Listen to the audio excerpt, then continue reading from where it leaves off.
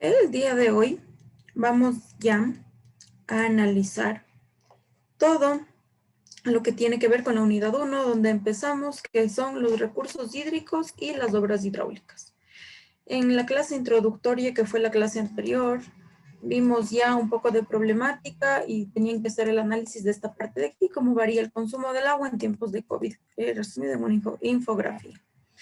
Esta diapositiva de aquí también les habla acerca de problemática de agua, de medio ambiente, entonces les dejo para que revisen. Vamos a empezar ya con la materia. Ustedes han escuchado ya, supongo, acerca de esto de los recursos hídricos, materias como hidrología, creo que desde mecánica de fluidos. Tienen ya como que un poco de conocimientos. Entonces vamos a ver, ¿cuál es la definición de los recursos hídricos?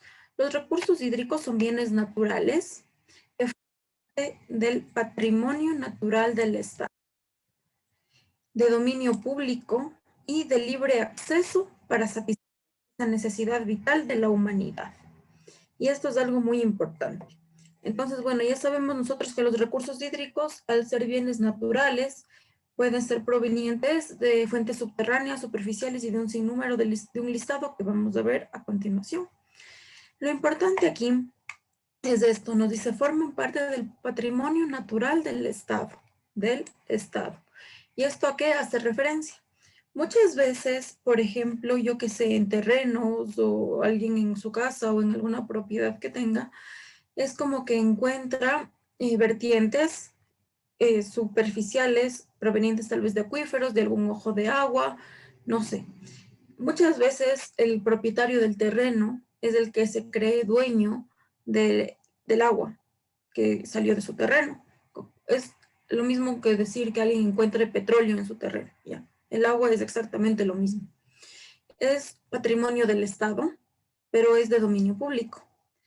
¿Qué quiere decir? Si alguien encuentra una floración de agua en algún terreno, en algún lugar propio de su propiedad, lo que tiene que hacer es notificar a la entidad pertinente, que vamos a hablar cuál es esa. Ellos hacen una inspección, aforan cuál es el caudal que está proveniendo de ahí. Ya saben ustedes cuál es la definición de aforar. Aforar es medir la cantidad de caudal que sale de algún lado. Entonces, aforan la cantidad de caudal que tienen ahí, o a veces analizan cuánto es el caudal que se puede explotar, si hablamos de una fuente subterránea, y les dan la autorización necesaria. Si es que ustedes desean explotar agua de ahí, o, bueno, si quieren hacer uso, porque como dice aquí, es de dominio público y de libre acceso para satisfacer esa necesidad vital de la humanidad. Como repito, si ustedes encuentran alguna fuente superficial o subterránea en algún terreno de propiedad de ustedes, no es que les pertenece, pero pueden hacer uso, o incluso se puede hacer uso para la comunidad. A eso es a lo que nos referimos. Antes se tenía el nombre que se otorgaba la sentencia de agua. Ahora me parece que se le conoce como autorización de agua, que nos dicen prácticamente en la sentencia, en ese documento, venía establecido dónde está ubicado, las coordenadas, cuál es el caudal que se puede explotar de ese sitio, que se puede extraer. Y este documento es lo que tiene todo lugar que tiene una fuente de agua. Ejemplo, ustedes quieren hacer un sistema de agua, de regadío, de cualquier cosa en alguna comunidad. Lo primero que ustedes necesitan tener es ese papel, esa autorización de la entidad pertinente, que antes era Senagua, ya vamos a ver. Les dicen ahí en ese documento que antes era la sentencia, les dicen, pueden explotar para esta comunidad, o no es para esta comunidad, pueden explotar de esta fuente de agua un caudal, ejemplo, 5 litros por segundo. Entonces, tal vez, si para una comunidad necesitan solamente 3 litros por segundo, les tocaría hacer ahí una obra para que solo puedan captar los 3 litros por segundo, pero conociendo que en algún momento podrían explotar hasta 5 litros por segundo. Entonces, ese papel viene a ser prácticamente como una autorización que les dan a ustedes de saber cuál es la cantidad de agua que ustedes pueden extraer de ahí. Como nos dice aquí, según el artículo 10 de la Ley Orgánica de Recursos Hídricos, Uso, Aprovechamiento del Agua y el artículo 54 del reglamento para dicha ley, saben ustedes igual que toda ley tiene su reglamento. Entonces está hablando aquí de un artículo de la ley y del reglamento de la ley. El dominio hídrico público se estructura de los siguientes elementos. ¿Qué nomás es considerado como recurso hídrico? Las aguas superficiales, entendiendo tales las que forman los ríos, lagos, lagunas, humedales, nevados, glaciares y caídas naturales. Las aguas subterráneas, que dentro de esta prácticamente es donde se encuentran los acuíferos, a los efectos de protección y disposición de los recursos hídricos que contiene. Las fuentes de agua, entendiéndose por tales las nacientes de los ríos y de sus afluentes, manantiales o nacientes naturales en los que brotan a la superficie las aguas subterráneas, o aquellas que se recogen en su inicio de la escorrentía, los alveos o cauces naturales. Si nos fijamos de aquí, prácticamente recursos hídricos es todo, absolutamente todo, donde existe una gota de agua o se puede convertir en agua, como es en el caso de los nevados glaciares. Prácticamente recursos hídricos es todo el lugar donde podemos encontrar y explotar agua. Sigue con el listado. Entonces aquí nos dice que también es considerado como recursos hídricos. Los lechos y subsuelos de los ríos, lagos, lagunas y embalses superficiales en cauces naturales. Las riberas. La conformación geomorfológica de las cuencas hidrográficas y de sus desembocaduras. Los humedales marinos, costeros y aguas costeras, y las aguas procedentes de la desalinización de agua del mar. ¿Cómo nos podemos dar cuenta? Prácticamente recurso hídrico no viene a ser, como se les dice, solo el agua. Por ejemplo, el agua que viene por el río, no, un recurso hídrico es del río. Como nos dice aquí, las riberas, las lagunas, incluso la composición geomorfológica de las cuencas hidrográficas. Prácticamente todo lugar está contemplado que sea como un recurso hídrico.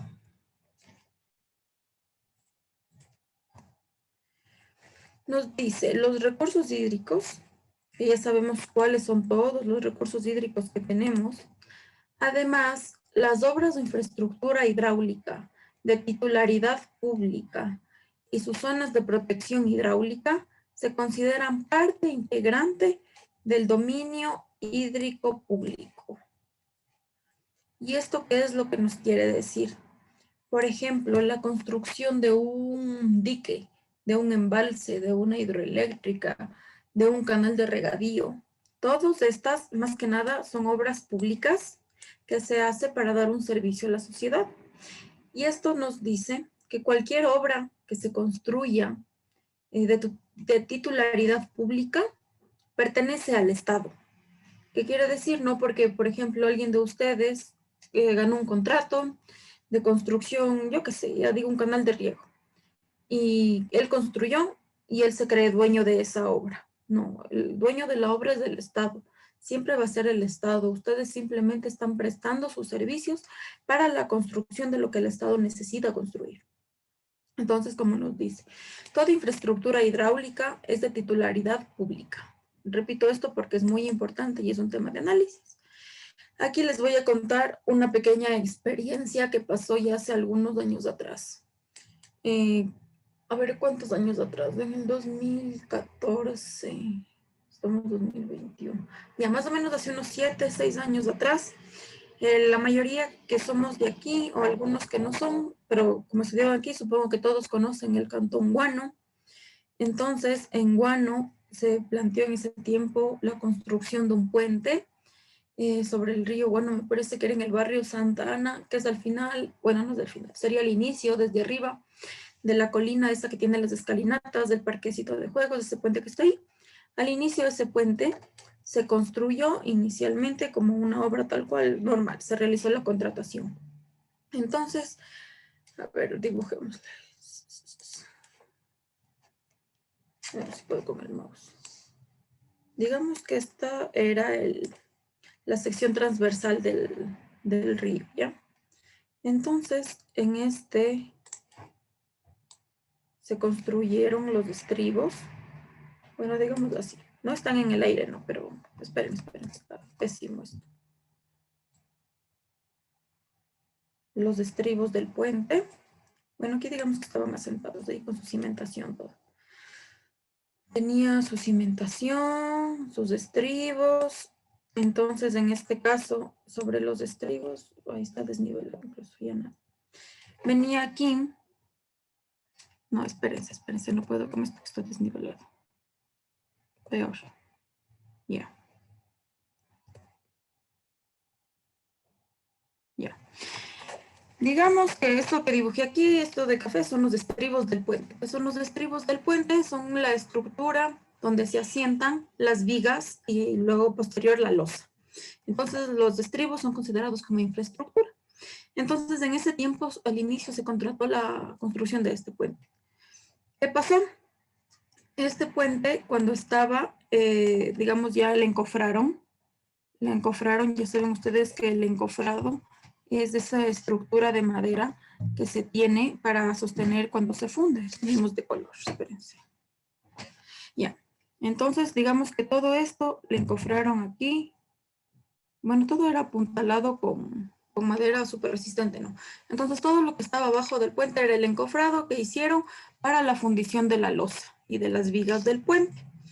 En este caso, les cuento un poquito del contexto. Habían ganado unos ingenieros en la construcción de este puente, ingenieros con muchísima experiencia. Lo que había sucedido era que los ingenieros prácticamente era como que solo habían prestado el nombre para esta construcción de esta obra, lo que ocasionó que las personas que estaban a cargo ahí en Guano no eran, no sé si se podría decir ingenieros o tal vez técnicos en el tema, que al momento de leer los planos de la construcción del puente, lo que pasó fue que armaron al revés la parte de la losa del puente. Y también, bueno, fue un sinnúmero de problemas constructivos. Se nos presentó aquí, bueno, estamos aquí, digamos, las vigas, la losa, hagámosle acá arribita. Estamos viendo todo en sección transversal, ¿no? Bueno, digamos que esa es la losa arriba de las vigas.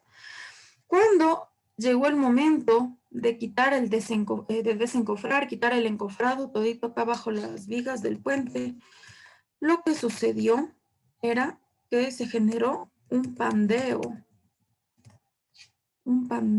en las vigas y losa del puente. Incluso empezaron a asomar fisuras a 1/3 de luz de las vigas y de la losa, las cuales tenían una inclinación de 45 grados, que ya sabemos que eso es una valla por corte. De tal manera que, como ya les digo, se desencofró, asomó aquí un pandeo de las vigas del puente, de la losa, empezó a verse aquí fisuras. En ese momento se paralizó la obra. El ingeniero que era director de obras públicas en ese momento, en paz descanse porque falleció recién por COVID, suspendió la obra, paralizó la obra en ese momento. Se les quería dar incluso ese momento ya así como contratistas incumplidos, pero bueno, esa historia viene después.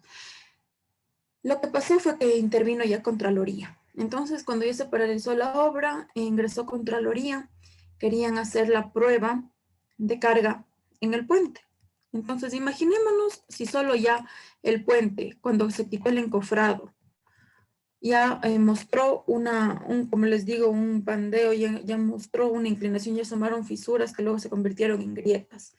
Si se intentaba que por ahí pase, por ejemplo, una volqueta cargada, algún equipo de carga para hacer la prueba al puente, eso iba a caerse sin lugar a dudas. En ese momento lo que se tomó como decisión fue hacer una prueba de una piscina. Se puso aquí una piscina de agua, de la cual se le llenó de agua, que iba a simular como una carga distribuida sobre la viga, algo así. Y ni siquiera se llegó a llenar, se siguió llenando toda la piscina hasta que esté completamente llena, sino se llegó solamente hasta la mitad, que se escuchaba clarito cómo esto empezaba aquí a seguirse quebrando. O sea, las fisuras que eran ya fueron grietas. Ese momento prácticamente se paralizó la prueba de carga. Estaba, bueno, ahí Contraloría, los contratistas, la parte de la municipalidad. Y prácticamente, bueno, se dio una paralización total de la obra y hasta ahí se supo de esto. Entonces, ¿cuándo pasó eso? Se asomaron acá las fisuras, bueno, grietas y todo. Cuando uno se iba a parar en la parte de acá abajo del puente para ver cómo estaba la parte de arriba, se podía ver claramente todas las fallas constructivas que habían presentado. Por ejemplo, las vigas se habían armado con hierro de 32 milímetros. Imaginémonos ese diámetro, es grande. Primero me parece que no se les había empaquetado bien a los diámetros, a los aceros, y no tenía el recubrimiento adecuado que se debe dejar entre la protección de hierro y hormigón, no tenía el recubrimiento adecuado.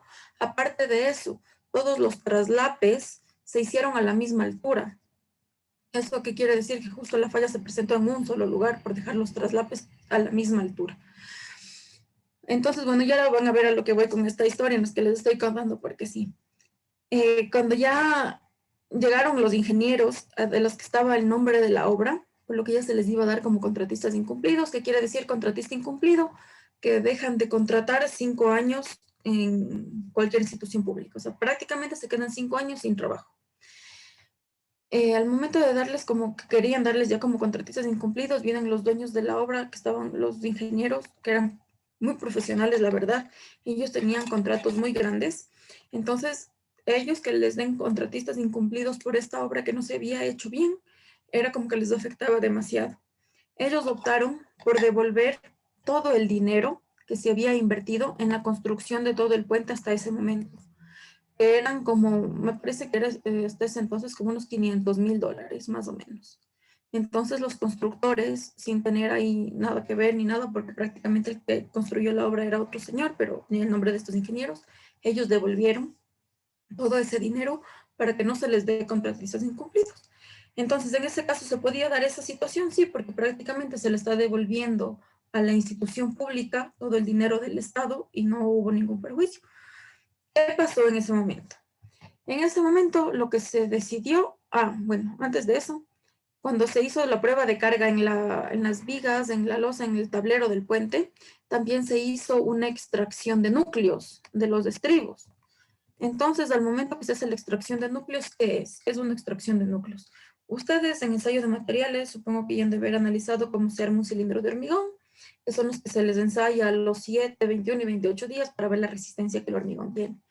Entonces, los núcleos vienen a ser como cilindros, pero en miniatura. Entonces, es una máquina que va a extraer así un núcleo tal cual. Más o menos vienen a ser como del tamaño de un rollo de papel higiénico, más o menos imaginémonos así. No el rollo higiénico, sino ya cuando queda solo el tubito. Es de ese tamaño. Entonces, extraen esa muestra de hormigón y se lleva a hacer un ensayo de compresión, tal cual como un cilindro de hormigón. Cabe recalcar que la estructura del puente, todo el hormigón del puente había sido diseñado para tener una resistencia a la compresión de 210 kilogramos sobre centímetro cuadrado. Entonces nosotros ya sabemos que cuando avanza el tiempo, en el hormigón sigue subiendo la resistencia incluso más. Oh sorpresa, cuando se hicieron los ensayos de núcleos en los estribos del puente, llegó a una resistencia de 180 kilogramos. Imaginémonos que esta resistencia ni siquiera es como para un replantillo. En ese momento se tuvo que tomar, bueno, algunas decisiones, de las cuales las decisiones era ver qué se hacía. Prácticamente si se derrocaba todo el puente era terrible. Lo que se decidió hacer hasta ese entonces fue, se derrocó toda la parte superior de la estructura, todo lo que es vigas, losa,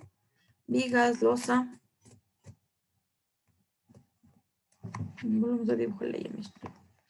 Se derrocó las vigas y la losa y lo único que quedaron fueron los estribos. Quedaron los estribos del puente y arriba nada. Porque los estribos hasta derrocar y todo y prácticamente sí nos podía llegar a servir en un diseño dándole un refuerzo en algún momento para la compresión. Lo que se hizo fue volver a contratar la obra, se volvió a hacer el diseño. Ahí si se fijan, cuando ustedes vayan por allá, en la parte del puente, se puede observar que el puente tiene ya la contraflecha necesaria. ¿Qué es la contraflecha? No puedo arreglar, espérense. Ya. La contraflecha es de esta altura que se deja aquí para el momento de desencofrar. Siempre cuando se desencofra se asienta por el propio peso que tiene la estructura, pero se llega a asentar milímetros o un asentamiento controlado, que eso ya se plantea según diseño y está muy bien. Pero antes se había asentado no 1 milímetro, sino centímetros y aparte de... Bueno, entonces si se fijan, el tablero de ahorita, las vigas y losas sí tiene una contraflecha, el puente quedó muy bonito. ¿A qué viene? Ahora el tema. Cuando ya se acabó la construcción de la obra, vuelven a regresar los ingenieros anteriores, vienen a regresar los ingenieros anteriores de los que pasó todo el problema y dicen, ¿por qué construyeron el puente sobre mis estribos si estos son los que yo les pagué? Entonces, imagínense a lo que vamos. Vamos a esta parte de acá. Cualquier infraestructura, hidráulico, lo que sea, es de titularidad pública, siempre y cuando si se construye con fondos municipales y en terrenos públicos, ¿ya? Entonces, prácticamente él ya no tenía por qué hacer ningún reclamo, él prácticamente devolvió el dinero total para evitar cualquier tipo de problema. Y la municipalidad uso de los estribos, sí, se dieron, bueno, algunas recomendaciones para la construcción del nuevo puente sobre estos estribos, pero nada más. Entonces, prácticamente ustedes, cuando construyan alguna obra en cualquier lugar, no pueden ustedes adueñarse de la obra. Ustedes simplemente están prestando un servicio. Y prácticamente esto les queda como lección. Siempre ustedes sean muy responsables de todo lo que hacen. Si en algún momento a ustedes les piden el nombre, yo que sé, para sacar alguna obra o algo cuando ya sean profesionales, por favor tengan mucho cuidado, que estos casos es uno de los que suelen darse en todo lado. Siempre ocurre cualquier problema y la persona que queda implicada ahí es la persona que da el nombre y el nombre de quien sale la obra. Entonces, eso. Ahora vamos con esta parte de acá. Nos dice la División Hidrográfica de Ecuador. Según la CENAGUA, que era antes era la CENAGUA, la Secretaría Nacional del Agua, la encargada, la entidad era encargada de la pertinencia de todo esto del agua, de dar las sentencias, los permisos de agua, todo. Ya se presentaban los estudios para aprobaciones, absolutamente todo. En este gobierno, prácticamente la CENAGUA le cerraron, dijeron ya no hay la CENAGUA, se cerró. Ahora se pasa a fusionar la CENAGUA con el Ministerio del Ambiente y ahora se llama Ministerio del Ambiente y Agua. Y esto es algo, no puedo decir ni bueno ni malo, pero es algo que ya se veía venir. La norma, por ejemplo, de agua potable, yo que sé, cuando se quiere hacer ustedes un diseño de agua potable, esa norma viene desde el año 50, me parece, desde el año 60, 70 por ahí, pero es una norma sumamente antigua que no se le ha hecho ninguna renovación. Y esa norma es huérfana. Es huérfana, ¿por qué? Porque esa norma fueron generando los señores de los IEOs cuando había esa institución. Los IEOs era la institución que generó la primera norma de agua. Estos IEOs luego se convirtieron en ex-IEOs, así se les conoce, ex-IEOs, ¿ya? Luego pasaron a formar parte de los ex-IEOs del Midubi, me parece que se gestionaba ahí esta parte de agua. Del Midubi, luego se hizo Senagua, ahora que cerraron Senagua, Ministerio del Ambiente y Agua, y después no sabemos qué nos deparará. Esto nos quiere decir, como ya les dije, que la norma que tenemos nosotros es huérfana. Es huérfana porque nadie se hace responsable, nadie quiere hacer un rediseño de la norma. Es una norma totalmente desactualizada. Me estoy refiriendo a los sistemas de agua potable menores a 1,000 habitantes y mayores a 1,000 habitantes. Entonces, sí necesitamos nosotros como una renovación total. Por ejemplo, en el municipio de Quito, ellos elaboraron su propia norma de agua en vista de que la que se tiene no sirve. Y prácticamente aquí en todas las instituciones, muchas veces nos toca seguir trabajando con esa norma de agua. A todo estas instituciones, fusionarse ahora en Ministerio del Ambiente y Agua, es, bueno, desde el punto de vista, por ejemplo, les hablo de un estudio. Estoy realizando un estudio de alcantarillado para una comunidad, entonces antes simplemente se llegaba con el estudio y se presentaba aquí en la Senagua. ¿Dónde quedaba la Senagua? Quedaba por la parte del hospital policlínico de aquí de Riobamba, en la parte de atrás, como que por la entrada de emergencia, bueno, por ahí era la Senagua, la institución. Ahora, no sé si, supongo que siguen funcionando ahí oficinas de algo, no sé, pero la dirección le sacaron de aquí. O sea, ahora prácticamente, si se quiere hacer alguna aprobación de algún estudio, nos toca ir a Ambato o al Oriente, me parece que está por allá los técnicos de revisión. Entonces, imaginémonos el tiempo que toma esto para que pueda ser aprobado algún estudio es sumamente complejo y tedioso a la actualidad. Esperemos que ojalá con este Ministerio del Ambiente y Agua generen aquí oficinas de direcciones y todo para generar cualquier trámite con mayor prisa. Entonces ya sabemos que ahora esta institución es la que regula todo esto de los recursos hídricos. En hidrología, ya ustedes han de haber estudiado todo lo referente a cuencas hidrográficas, ya saben cuáles son la definición, todos esos términos ya saben a qué se refiere. Entonces nos dice que en la actualidad el territorio ecuatoriano está conformado por 79 cuencas hidrográficas, de las cuales 72 van hacia el Océano Pacífico y el resto descargan en la cuenca de la Amazonía. Y estas contienen el 81% del recurso hídrico total. De los que descargan en el Océano Pacífico, en el océano son un menor porcentaje. Chimborazo tiene en su territorio parte de 3 sistemas hídricos importantes, como son el de Guayas, Pastaza y Morona Santiago. Estos ya sabemos que llevan los nombres debido al sistema hidrográfico de la provincia donde se considera, considerados como ríos principales debido a su caudal y longitud. Empezamos a ver aquí la división hidrográfica del Ecuador. Si quieren ustedes igual ver un poco más de esto al respecto, pueden entrar en las páginas correspondientes del INAMI en esos documentos que tienen. Entonces empezamos desde algo general a algo particular. Empezamos a subdividir todas las cuencas hidrográficas. Sabemos que eso puede darse, cómo se dividen las cuencas hidrográficas. Se cortan, ya sabemos, por las cotas más altas. Es como que estas nos delimitan de esa manera, llegando así a tener 734 unidades hidrográficas. Aquí, por ejemplo, en la provincia de Chimborazo, bueno, tenemos algunas, pero aquí en Riobamba me parece que se encuentra activa una en la Politécnica, otra en el aeropuerto, otra en La Esperanza, no sé dónde haya otra más aquí en Riobamba.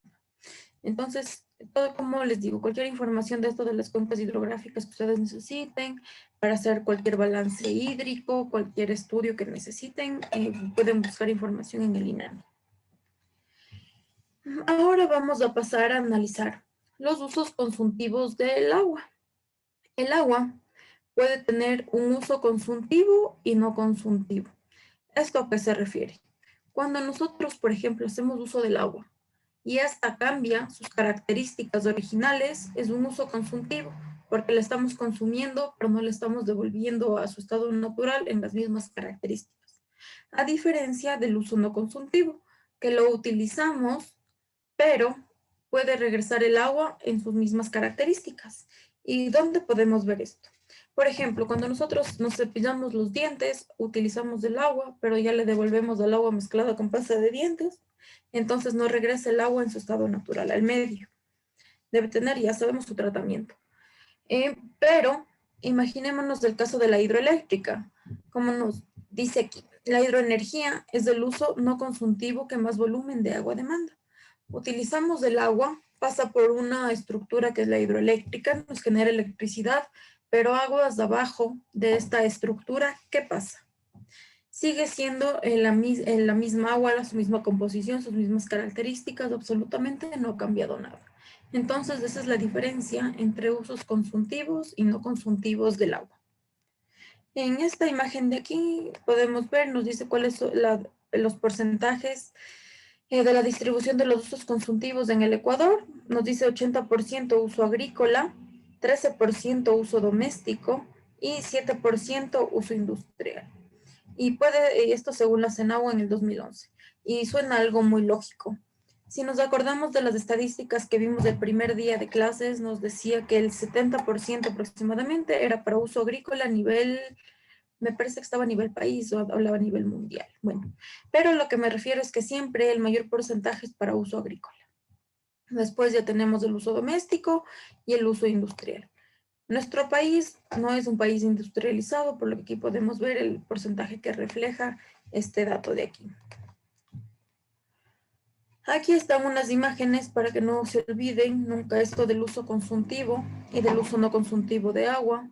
Uso consultivo cuando utilizamos el agua, pero no vuelve en su estado natural. Aquí estamos viendo como una descarga de agua para tratamiento. Y el uso no consultivo puede ser, por ejemplo, la navegación. La navegación, el agua, circula el barco por el agua, pero el agua prácticamente sigue en sus mismas condiciones. Claro que ya sabemos que puede presentarse cualquier problema, yo que sé, una embarcación petrolera y se vira y bota el petróleo al mar, ya, ahí no. Pero bueno, nos referimos a la navegación cuando no ocurre nada. O la hidroeléctrica, por ejemplo, tiene uso no consultivo. Hasta aquí, ¿alguien alguna pregunta, alguna inquietud? Cualquier persona ya saben que puede alzar la mano si tienen alguna duda. Aquí nos dice problemas ecológicos y de ambiente. Bueno, de esto ya hemos hablado un poco. Vamos a ver qué nos dice aquí. En toda obra debemos tener en cuenta su posible impacto desfavorable en el paisaje y ambientes naturales, paliando en lo posible estas consecuencias negativas y en cualquier caso teniéndolas en cuenta para valorar su coste social al tomar decisiones de tipo económico. Y esto es muy importante. Siempre que ustedes, por ejemplo, vayan a hacer alguna obra, siempre va a generar un impacto ambiental. En la mayoría de los casos, en nuestro caso que somos constructores, son los impactos negativos mayores que los positivos. Entonces, incluso cuando hablamos de obras hidráulicas, sus impactos son mayores que, por ejemplo, las obras, cualquier estructura, algo que se construye en algún lado.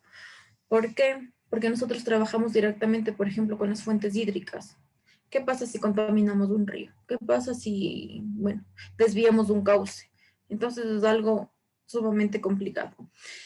Para esto, lo que nos dice aquí, su impacto desfavorable en el paisaje, pidiendo dice en cualquier ya. Valorar su coste social al tomar decisiones de tipo económico. Cuando ustedes contraten alguna obra o hagan ustedes el estudio, el diseño para alguna obra, siempre vamos a tener rubros de mitigación de impacto ambiental. Yo qué sé, siempre se tiene como que control de polvo, en caso de una estructura, ese tipo de cosas. Entonces, siempre que ustedes construyen alguna obra o en el diseño para alguna obra, se van a fijar que siempre van a existir rubros para mitigación de impacto ambiental. Nos dice aquí, la contaminación de los recursos hídricos y la degradación de los ecosistemas asociados a ellos son dos de los más grandes problemas que afectan al desarrollo sostenible. Esto ya sabemos, contaminación y la degradación. El crecimiento poblacional y su creciente demanda de agua, la falta de cumplimiento de normas y ausencia de aplicación de sanciones rigurosas a los causantes de impactos ambientales adversos. No sé cómo estarán en este momento las estadísticas de nacimiento y mortandad del mundo con esto al menos del coronavirus. No tengo ni idea si tal vez subió el porcentaje de mortalidad y todo en el mundo, pero bueno, sabemos que el crecimiento poblacional es un problema. ¿Por qué es un problema el crecimiento poblacional? Porque se sigue, bueno, un problema para nosotros y se sigue expandiendo, por ejemplo, en las zonas urbanas, las zonas rurales, todo se sigue expandiendo. Si antes se tenía un diseño de agua potable para una ciudad, ahora se expandió, salieron por allá no sé cuántas manzanas, de acá subdivisiones, de acá localizaciones, y tenemos que dotar de esa cantidad de agua que ahora necesitan.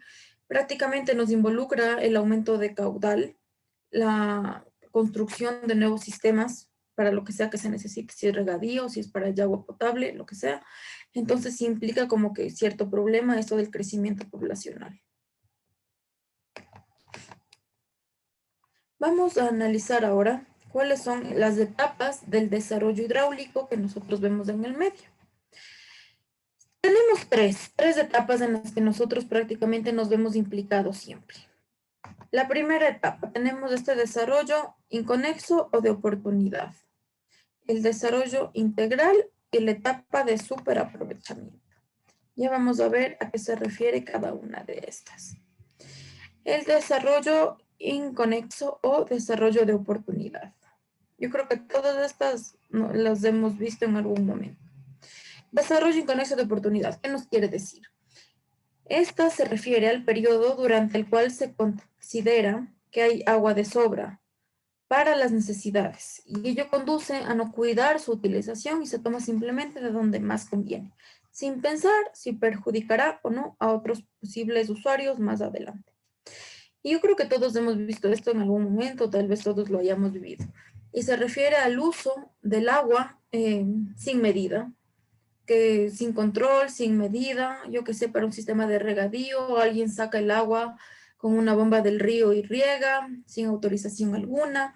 También dentro de este desarrollo podemos hablar de cuando se plantea una lavadora de carros, por ejemplo, una lavadora de carros y usamos el agua potable para lavar los carros, por ejemplo. Imaginémonos cuánto dinero se invirtió en la potabilización de agua, para que se hace el agua potable, para que sea apta para el consumo humano. Pero ¿qué pasa si con esta agua potabilizada que tuvo un costo potabilizarla, se está lavando los carros, por ejemplo? Entonces viene todo eso a realizarse como un análisis dentro de este desarrollo conexo. Es prácticamente el uso sin medida del agua y que no se tiene aquí consideración ni se sabe si perjudicará a otros o no, sino el que más le conviene el uso, lo tiene. Tenemos aquí mucha cantidad de agua, por ejemplo, para hacer uso, no es que tenemos aquí restricciones ni nada. Pasamos al desarrollo integral. En este desarrollo integral, ¿qué nos dice? El agua ya no es de sobra. Entonces, ello nos obliga a prever y a ordenar su uso óptimo. Las cuencas hidrográficas se usan como conjunto y se proyectan las obras de forma que se obtengan usos variados y con la mejor utilización total. Entonces, si nos fijamos en este caso, si antes teníamos un desperdicio total de agua, tal vez teníamos conexiones nosotros ilícitas que usábamos, no había un control. Ahora en el desarrollo integral ya la tenemos. En este caso ya son construidas obras, por ejemplo, sistemas de regadío, como vemos ahí, tenemos sistemas de agua potable, tenemos ya obras que tienen algo de su regulación, por ejemplo, nos dicen, yo que sé, pueden los usuarios regar agua de 9 de la mañana a 1 de la tarde únicamente, porque la tarde el agua va a utilizar otro lado, ejemplo. Entonces, como nos podemos dar cuenta, el agua ya no es de sobra. Ya tenemos obras que las regulan y controlamos la cantidad de agua que se está ocupando. En este caso, ya tenemos seguramente medidores, contadores de agua que nos dice cuánto estamos utilizando y ya se tiene una cantidad, o sea, ya se paga. Ya estamos pagando prácticamente un monto por la utilización del agua. Señor Macas, ¿qué va a pasar y a quién va a pasar? Ahora, vamos con la etapa de superaprovechamiento. ¿Cuál es esta tercera etapa? Esta tercera etapa es cuando ya tenemos una serie de problemas. Entonces, cuando se sobrepasa la utilización de alrededor del 80% de los recursos naturales, es preciso extremar la ordenación del uso de agua y la coordinación entre recursos y usos, porque nos aproximamos al límite de las posibilidades. Para ello, se reforman las obras y se extrema el cuidado al usar el agua. Por otra parte, como en ciertas cuencas se llega al límite de lo disponible, se vuelve a considerar el problema hidráulico, no solo por cuencas hidrográficas, sino por la totalidad del país, dando lugar a un trasvase de unas cuencas a otras para equilibrarlas. Puede ser que algunas tengan sobrantes, mientras que otras ya tienen agotados sus recursos hídricos. Y esto prácticamente también se nos hace muy común, es lo que pasa aquí en Riobamba. Por ejemplo, antes aquí no teníamos una cobertura de agua del 100%, sino que aquí teníamos una cobertura de agua. Bueno, dependía de las distintas redes que conforman la ciudad, porque no es solo un sistema, Riobamba no es solo un sistema con una sola red de distribución de agua, sino que me parece que hay unas 5 o 6 redes separadas, me parece que 4, no sé. Bueno, hay distintas redes separadas de agua potable con su propia regulación y distribución. Pero el concepto general era que no teníamos agua las 24 horas del día.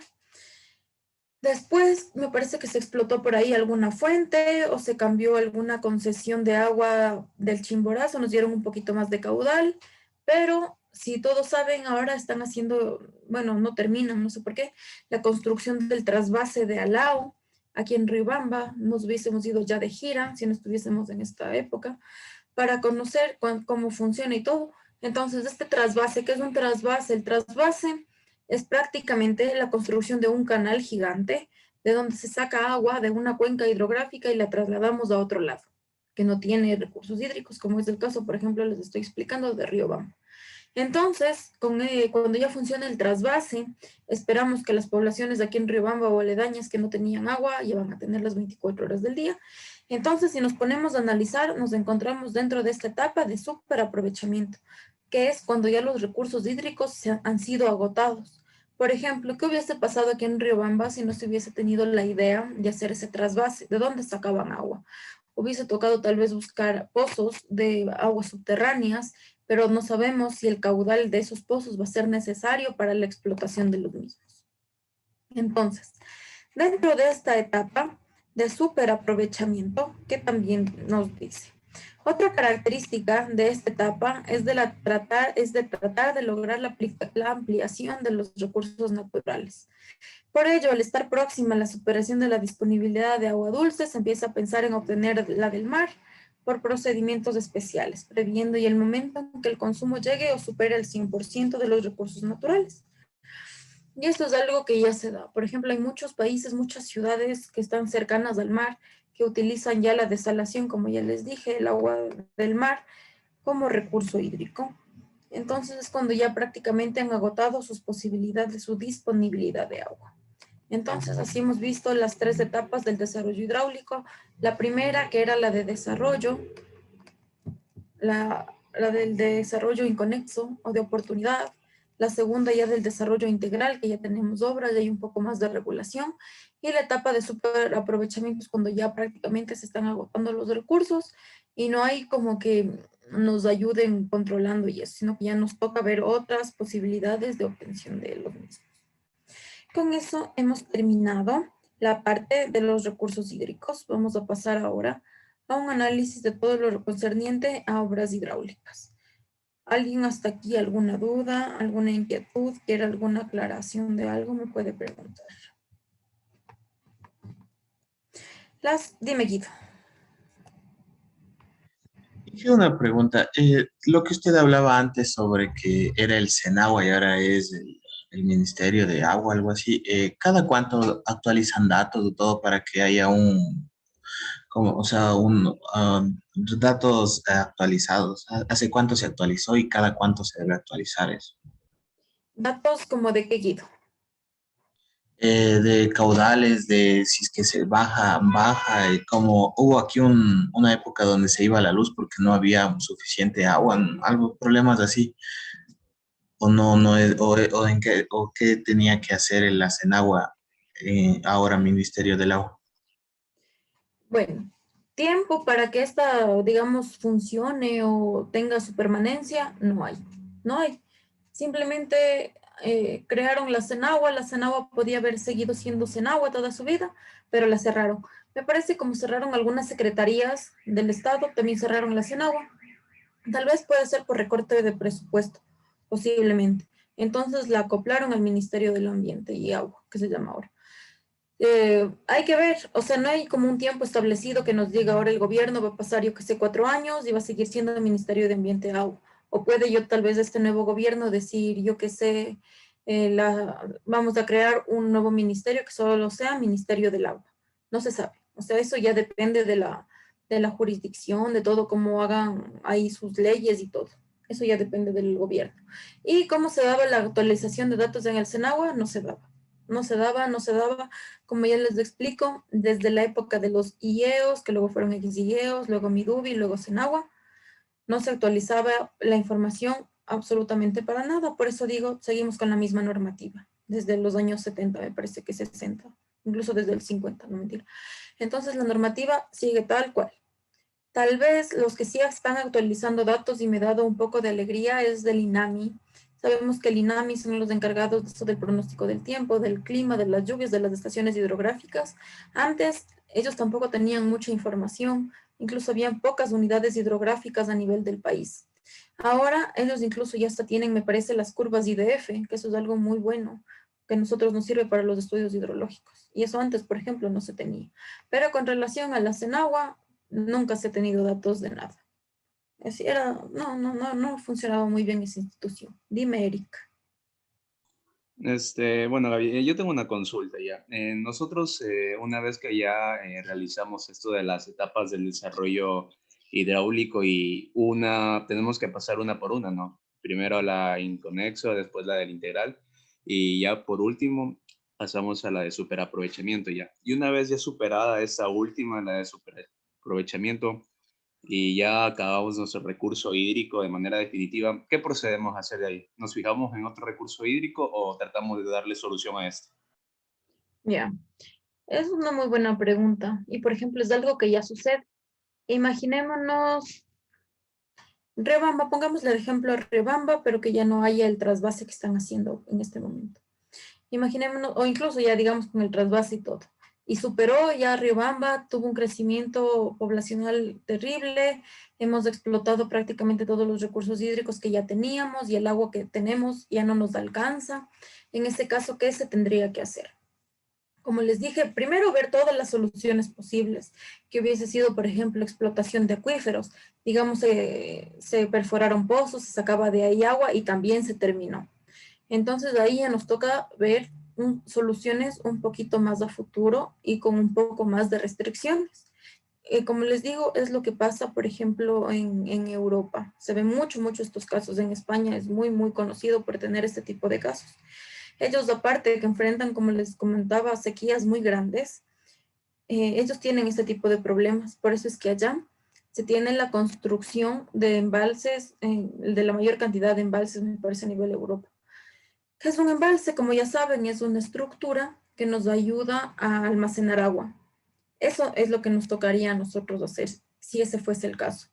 Almacenar agua, la mayor cantidad que provenga de todo lado, y nosotros, o sea, no nosotros, el Estado o las personas encargadas de eso, dar una distribución equitativa específicamente para cada uso.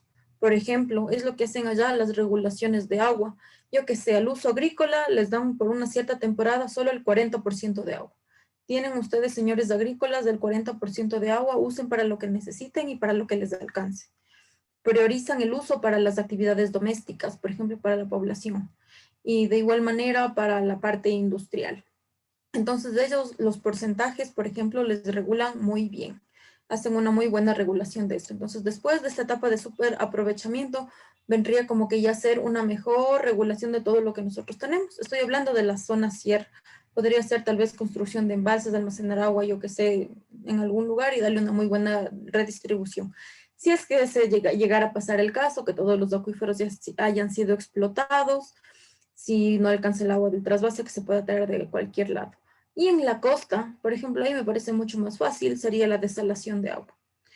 Como les he mencionado, la desalación de agua es un proceso muy costoso, sí, es muy costoso, pero en la costa, esa sería si se quedan sin agua, para ustedes es más fácil. Prácticamente desalarían el agua y utilizarían esa agua de ahí. Eso sería, Eric. Ya listo, Inge, muchas gracias. Vamos a pasar a la parte de las obras hidráulicas. Esta diapositiva de aquí supongo que todos ya la han de haber visto en algún momento de su vida, porque me gusta, no mentira. Tenemos aquí las obras hidráulicas. Ya sabemos que la hidráulica principalmente la vemos en todo lado. Nosotros ya estudiamos el semestre anterior canales abiertos, canales a lámina libre, ya sabemos cuál es su comportamiento, los fenómenos que pueden presentarse, hacer el diseño de un canal.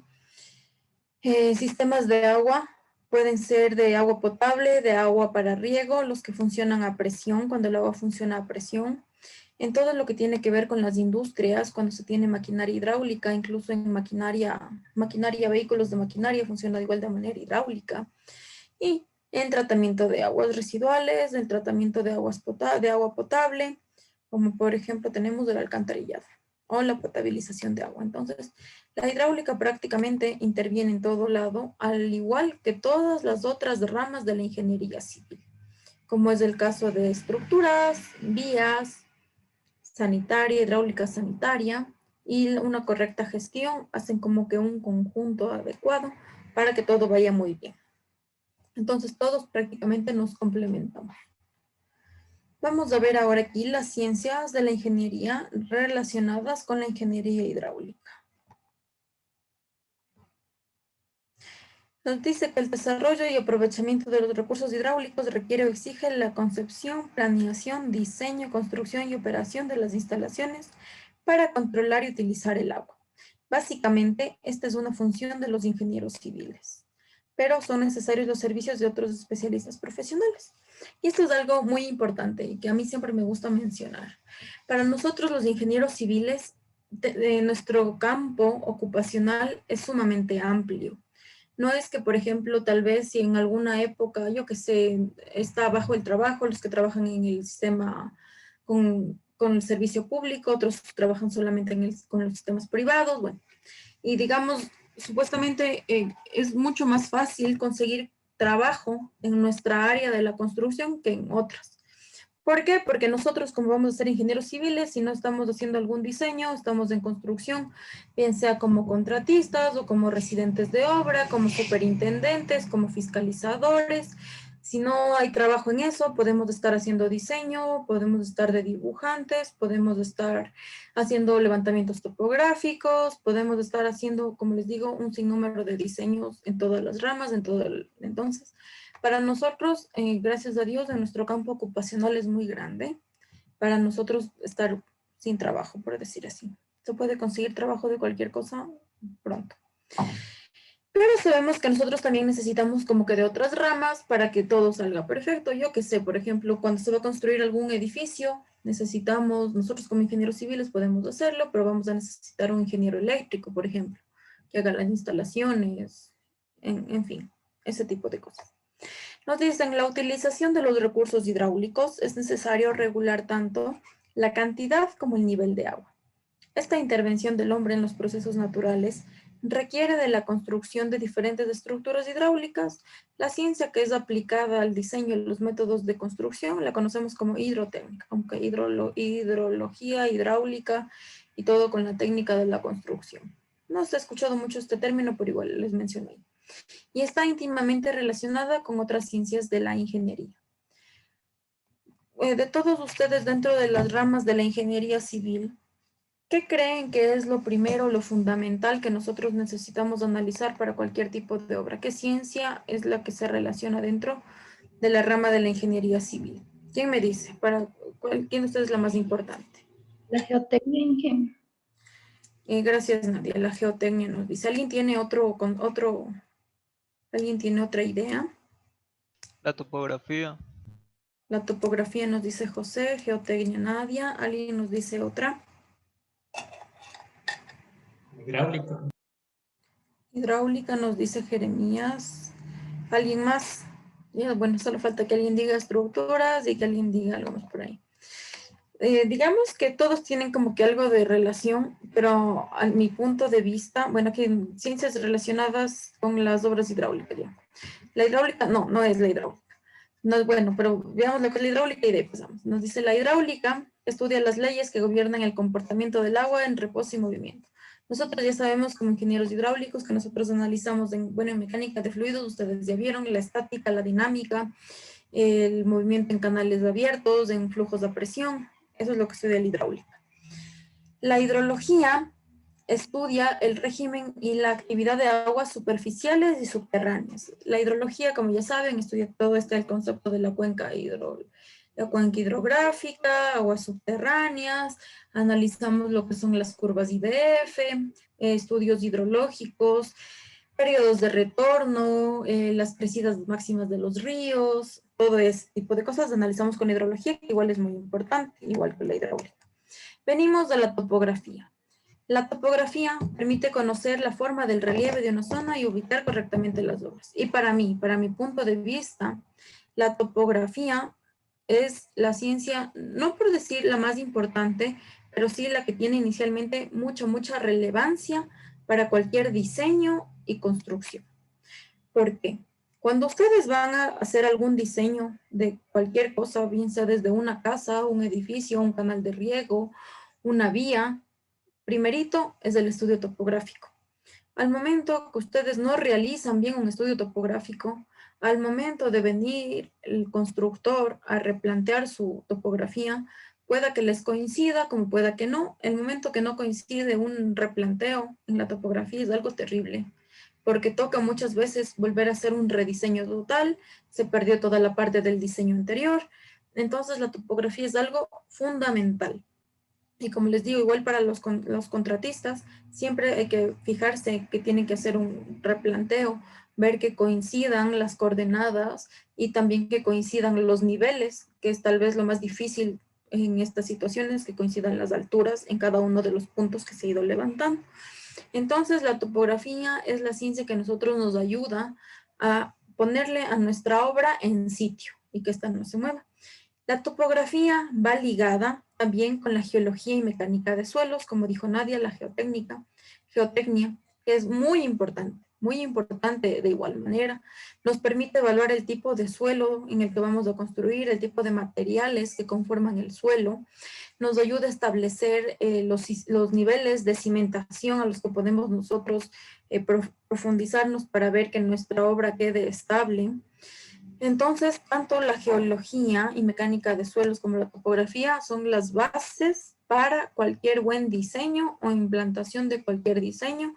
Y estas, cuando ya sean corroboradas en el replanteo y en los estudios que se haga de mecánica de suelos, sean los correctos para que nuestra obra esté muy bien construida.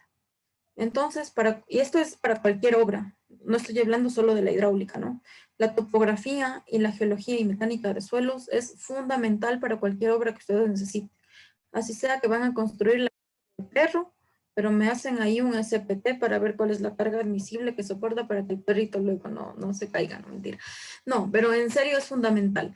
Aquí posiblemente en nuestro medio no es todavía muy popular, no es cotizado que la gente tenga un ingeniero geólogo para hacer cualquier estudio, un ingeniero civil o que contraten a un laboratorio de suelos para ver cuál es la carga admisible donde se va a construir, yo que sé, una casita de 2 pisos. Pero no es solo una casita de 2 pisos, es donde ustedes van a vivir, qué tal si ocurre ahí un sismo.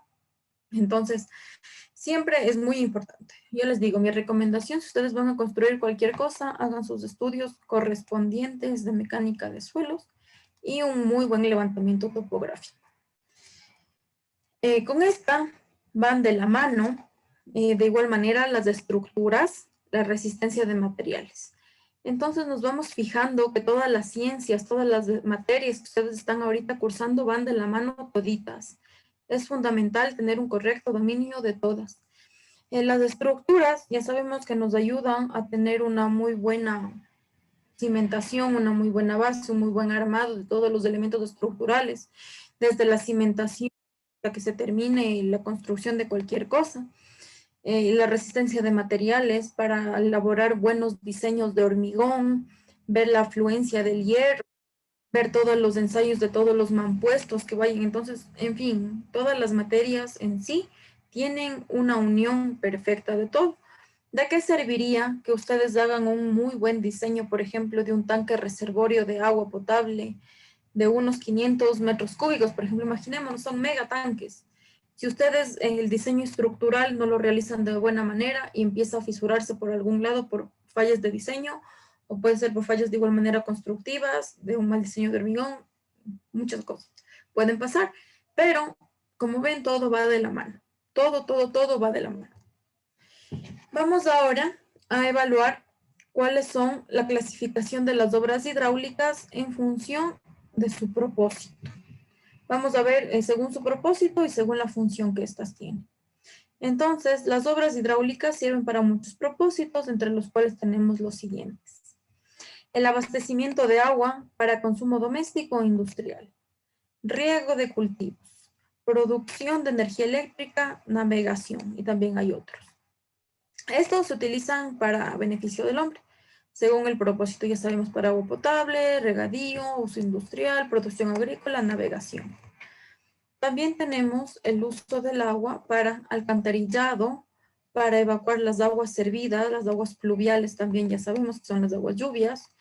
Drenaje para eliminar el exceso de agua de una zona cultivada, en el caso que nuestro material del terreno no tenga su propio drenaje.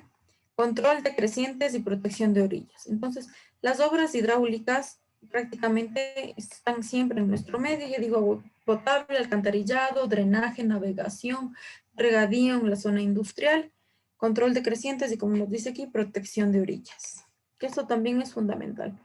Aquí les hago un llamado de atención.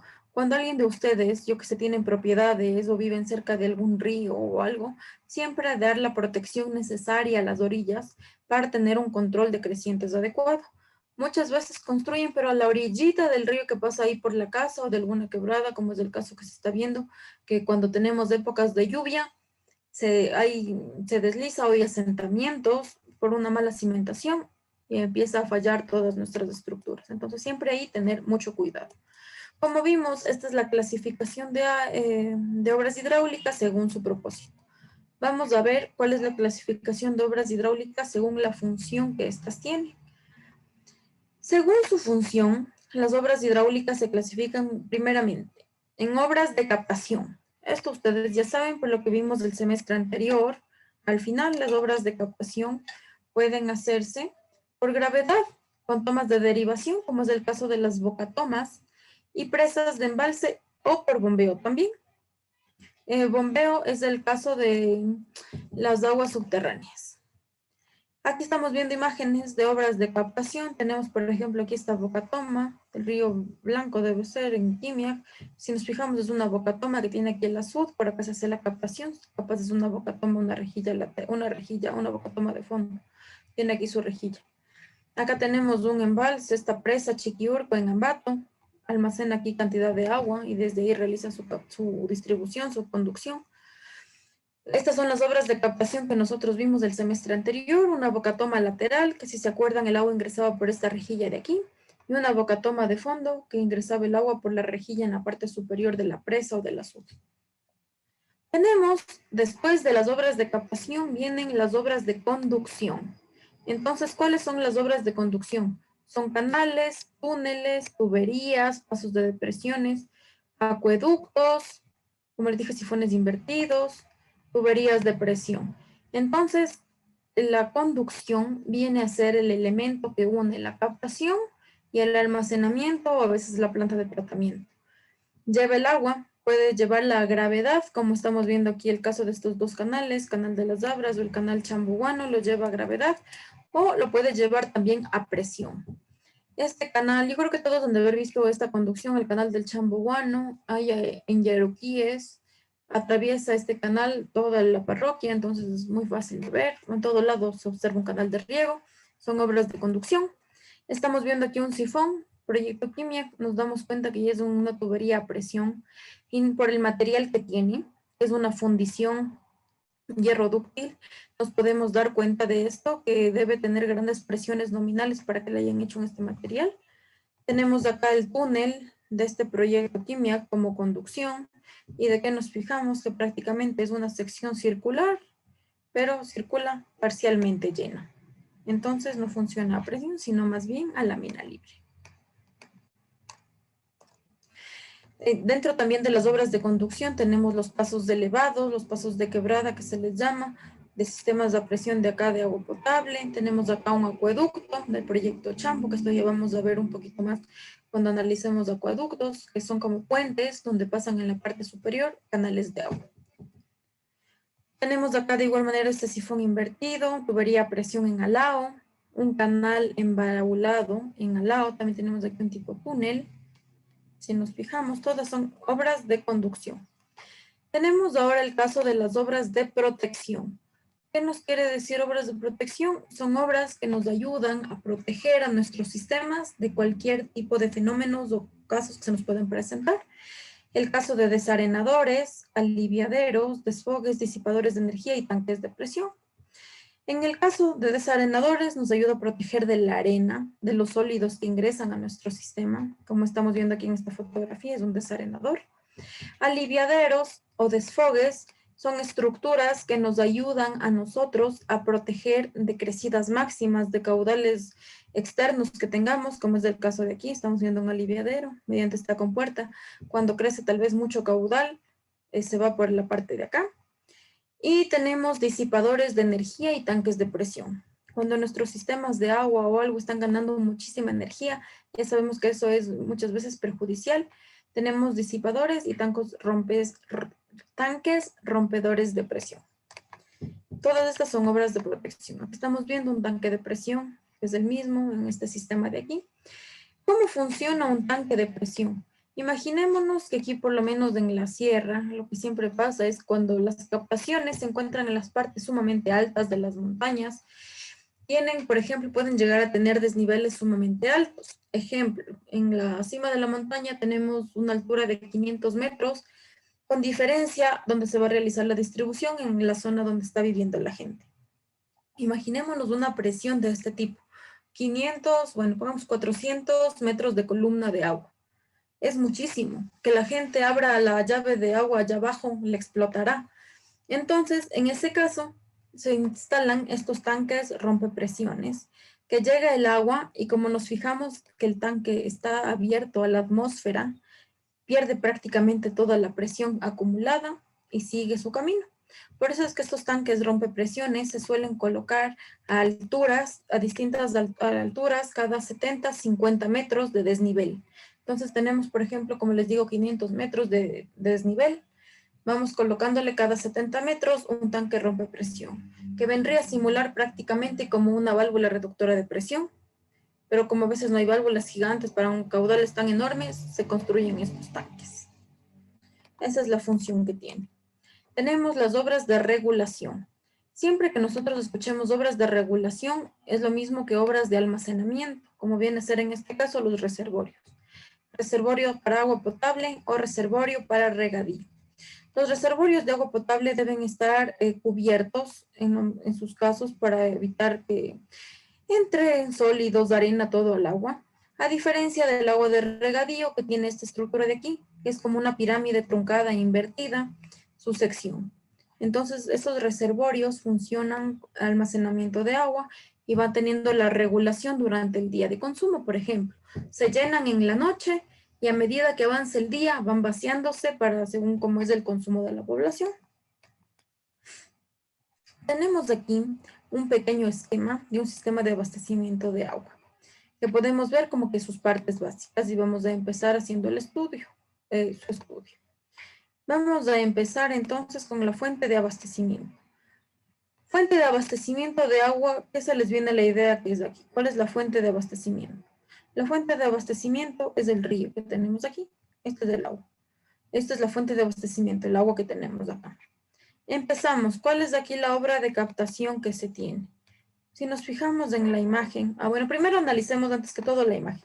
Pasa por aquí un río, está acá la población. ¿Cómo va a ser el sistema de distribución de agua para esta zona de acá? Como les digo, empezamos estableciendo cuál es la fuente de abastecimiento que está de acá. Nos fijamos que ha sido elevado acá arriba la regulación y es algo que tiene muchísima lógica para que luego pueda hacerse la distribución de agua simplemente a gravedad. Si lo tenemos acá abajo, podríamos hacerlo con una bomba, pero no tenemos. Entonces, en este caso ha sido elevada el agua de igual manera con una bomba acá arriba para que pueda ser luego distribuida a la población. Entonces, la obra de captación es de esta parte de aquí. La captación se le está realizando aquí al río por medio de una bomba en este caso. Si el río pasara por la parte de acá arriba, a esta altura no habría inconveniente y se podría hacer ahí una bocatoma de fondo o una bocatoma lateral. Obras de conducción. Las obras de conducción, como ya vimos, son los ramales de canales o de tubería a presión, donde el agua empieza a circular. Entonces, en este caso, si la captación es aquí, la conducción va a ser hasta llegar al tanque. Esta cajita que vemos aquí en este esquema le han puesto la potabilización, pero generalmente en nuestro medio siempre la potabilización le tratan en el almacenamiento de agua. Por eso es que no le estoy tomando en cuenta. Es como que la conducción haya llegado directo acá y acá arriba le vamos a poner la potabilización. Entonces aquí viene el tratamiento de agua. El tratamiento de agua, no confundirse al tratamiento de agua, de aguas residuales y de agua potable. No es lo mismo. El tratamiento de agua potable, es que se le da el agua en las condiciones para que pueda la gente tomar el agua sin ningún problema. En este caso, como les digo, pueden ver aquí que le han puesto aquí el tratamiento de agua, que dice potabilización. Pero en la mayoría de los casos siempre se trata la potabilización cerca al almacenamiento. Por eso le dejo también acá. Puede estar, como en este caso lo han puesto en este esquema abajo, como puede estar acá arriba. El almacenamiento de agua. El almacenamiento de agua se encuentra en la parte de acá arriba, el tanque de almacenamiento y regulación.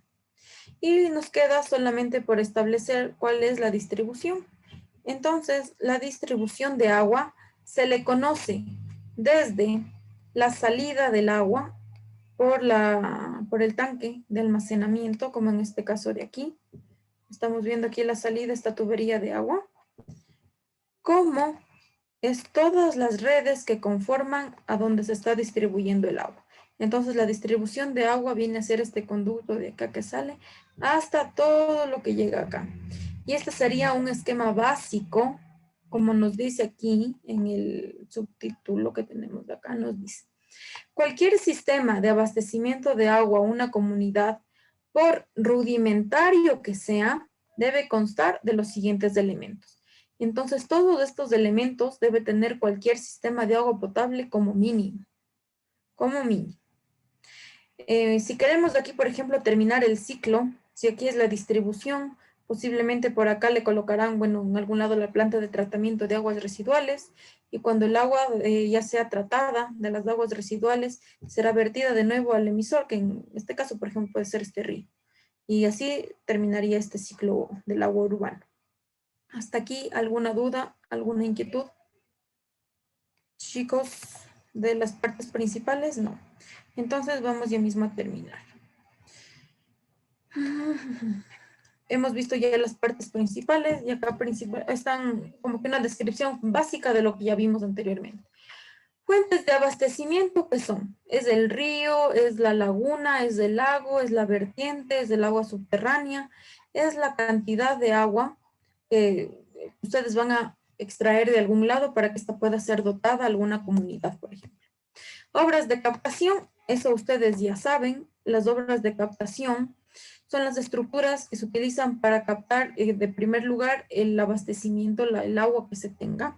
Sabemos que pueden ser superficiales, como en el caso se habla de bocatomas, cuando van a ser superficiales, o mediante pozos, cuando es de aguas subterráneas. Las obras de conducción son las obras, puede ser la tubería, puede ser el canal, que conduce desde la captación hacia el almacenamiento. O, como nos dice aquí, puede ser de igual manera de la bocatoma al desarenador, del desarenador al tanque. Aquí les cabe mencionar algo. Cuando la obra es a gravedad, se le conoce como conducción. Eso ustedes ya les expliqué algún día. Cuando la obra es a gravedad, se le conoce como conducción. Cuando la obra es por medio de bombeo, se le conoce como impulsión a la línea. Entonces, cuando es a gravedad, conducción. Cuando es mediante bombeo, se le conoce como impulsión. La línea de impulsión. Tratamiento de agua. Ya sabemos, esta es una planta de tratamiento de agua potable, donde le dan el tratamiento necesario al agua para quitar los patógenos principalmente, como son bacterias, virus que pueda tener el agua. Igualmente se mejoran sus características físicas y químicas, como puede ser, se le quita que el agua sea muy dura, ese es algún problema en la dureza del agua, que tenga sales, yo qué sé. Entonces ahí se analiza todo esto de la contaminación del agua y nos dan un agua de calidad que tenga todas las características organolépticas, físicas y químicas dentro de los rangos aceptables para nuestro consumo. Y el almacenamiento, que ya vimos que este almacenamiento es donde se almacena el agua, y son igualmente las obras de regulación, donde podemos nosotros regular el líquido. Y finalmente la distribución. Este es un modelo matemático de una red de distribución de agua potable. Los puntitos simularían aquí los puntos de consumo, yo que sé, tal vez de esquinas, de viviendas. Y la tubería siempre es trazada por calles, por ejes viales. Nunca se olviden ustedes cuando vayan a hacer algún diseño, siempre tubería para alcantarillado, ya sea sanitario pluvial, para agua potable, trazar por ejes viales. No van ustedes a plantar un diseño para que la tubería pase por el jardín del vecino, no, siempre por ejes viales. Y estas serían todas las partes principales que tienen los sistemas de abastecimiento de agua. ¿Cuál va a ser su tarea? Tienen una tarea chiquita. Y más que nada es para que no se olviden cuáles son los elementos principales y cómo están distribuidos. ¿Qué tienen que hacer? Van a hacer ustedes un esquema donde se muestran todas las partes principales de un sistema de agua potable y van a poner las definiciones chiquitas de cada uno de ustedes, de estos. Por ejemplo, yo que sé, la captación es esto, distribución es esto, la conducción va de aquí a acá y es esto. Pero van a incluir que la captación de agua sea de manera superficial y subterránea. Entonces, en su esquema le pueden hacer que de una parte se capte de una manera superficial y de otra manera subterránea, mediante bombeo. Y esta va a ser para la próxima semana. ¿Alguien tiene aquí alguna duda, alguna pregunta? Como ven, hemos visto ya todas las partes principales de un sistema de agua. Entonces, ya ustedes están capacitados cuando salgan a hacer alguna inspección al campo o les lleven a alguna comunidad para un diseño de algún sistema de agua. Ya saben por lo menos cuáles son los nombres propios de cada cosa. No van a decir aquí se construye un tanque de algo, aquí va una tubería, ¿no? Entonces siempre se habla con propiedad. La conducción, la captación, la distribución, el almacenamiento. Eso sería todo, chicos. ¿Alguien, alguna pregunta? Si no hay preguntas ni inquietudes, dime, Elvis. Con, con respecto al deber que me mandó, ¿se puede hacer con con la misma imagen o distinto? Y eso, ¿tenemos la opción de utilizar un programa o es a mano el deber? A ver, ¿cuál fue tu primera pregunta, Elvis? Si se Ya, puede. que si se puede utilizar el mismo esquema. Estoy modificando un poco, pero utilizando como casi el mismo esquema que se mostró. Si quieres, lo puedes utilizar el mismo, pero sería mejor que se planteen cada uno su propio esquema, o yo que sé, se encuentren una fotografía de algún lado y ahí ustedes se planteen las partes. Y pueden hacerlo a mano o a computadora, siempre y cuando tenga muy buena presentación. Ya. Dime, Jonathan. Buenos días, Inge. Tenía una inquietud respecto a la asistencia, porque llegué atrasado. A ver, ¿dónde está Sinolisa, Jonathan, Patricio? Tal Sí, cual, atrás. Ya, ya. Gracias, Inge. ya. Eso sería, chicos. Como digo, los deberes pueden hacerlo a mano o a computadora, siempre y cuando tengan muy buena presentación. ¿Algo más del viso o no? Ya, otra pregunta más. Sobre el video de la anterior clase, ¿dónde lo puedo encontrar? Porque estaba estando en estos días en el model y no lo encontraba. ¿Les cargué o no se puede ver? ¿Alguien ya vio? Todavía no está Inge en la plataforma. No puedo creer que no les haya puesto. Déjenme ver. Ustedes son obras 2A. Sí, ya van a ver qué pasó. Qué chistoso. Está, pero como oculto les he puesto. Espérense. Ustedes, ¿dónde está el video? Ustedes son obras 2A y les descargué, pero fíjense, les he puesto no mostrar de los estudiantes. Tienen que avisarme estas cosas de enseguida, porque bueno, no sé por qué les he puesto esto. Mostrar. Ya voy a ver si ese es el video que les corresponde. Tengo ahí otras cosas ocultas. Ya voy a ver, chicos. Entonces, cualquier cosa de este tipo, ahí mismo les he de cargar el video y cualquier cosa estamos conversando, ¿ya? Chicos, que tengan un muy buen fin de semana. Nos vemos la próxima semana. Cumplan sus obligaciones de todos los deberes. Chao, chicos, cuídense.